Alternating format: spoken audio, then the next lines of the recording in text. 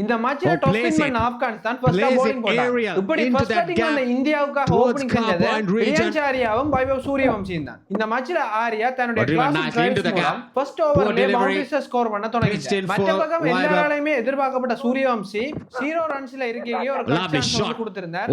போல பிடிக்க கண்ட்ரோல்ல இல்லாம அது வந்து கிரவுண்ட்ல டச் பண்ணிருச்சு. இதனால வந்து அந்த கேட்ச் வந்து நாட் அவுட் ன்னு டிசிஷன் கொடுத்தாங்க. இதுக்கு பிறகு இரண்டாவது சான்ஸையும் வந்து வைபவ் சூரியவம்சி கொடுத்திருந்தார். அது வந்து ஒரு ஈஸி கேட்ச். அத ஆப்கானிஸ்தான் ஃபீல்டர்ஸ் வந்து கம்ப்ளீட்டாவே மிஸ் பண்ணிட்டாங்க. என்ன ரெண்டு கட்சை வந்து வைபவ் சூரியவம்சி கொடுத்தாலும் அதுக்கு பிறகு வந்து தன்னுடைய அதிரடி ஆட்டத்தை வந்து தொடங்கிட்டார். அவர் இந்த முக்கியமான மேட்ச்ல 28 பால்ல 38 ரன்ஸ் வந்து ஸ்கோர் பண்ணியிருந்தார். அதுல அவர் 4 4ம் 2 6ம் அடிச்சிருந்தார். இப்படி நல்லா விளையாடி கொண்டு வந்த வைபவ் சூரியவம்சி கட்சை கொடுத்து அவுட் ஆக அங்காள பக்கம் பிரியன்ச் ஆரியா 50 வந்து கிராஸ் பண்றார். ருத்ராஜ் கெய்க்வாட் தன்னுடைய ஃபார்மை வந்து இந்த மேட்ச்லயும் கண்டினியூ பண்ணார். ஆனா அவரால் அன்பார்ச்சுனேட்டா வந்து 50 அடிக்கலாம் போயிட்டு தொடர்ச்சியா 2 மேட்ச்லயும் வந்து அவர் 30ஸ்ல வந்து அவுட் ஆயிட்டார். பிரியன்ச் ஆரியாவும் 58 ரன்ஸ்ல வந்து அவுட் ஆகிறார். அதுக்கு பிறகு வந்தாங்க திலக் வர்மாவும் குமாரும். இவங்க ரெண்டு பேருமே வந்து இந்த முக்கியமான மேட்சுக்கு தேவையான பார்ட்னர்ஷிப்பை வந்து பில்ட் பண்ண தொடங்கினாங்க. திலக் வர்மா 59 ரன்ஸும் குமார் 58 ரன்ஸ் ஸ்கோர் பண்ணி ரெண்டு பேருமே அவுட் ஆக அதுக்கு பிறகு வந்த நிசாந்த் 21 ரன்ஸ் விப்ராஜ் 30 ரன் சொல்லி தங்களுடைய பங்களிப்பை வந்து இந்த மேட்ச்ல கொடுத்திருந்தாங்க. இதனால வந்து 50 ஓவர் முடிவுல இந்தியா ஏ டீம்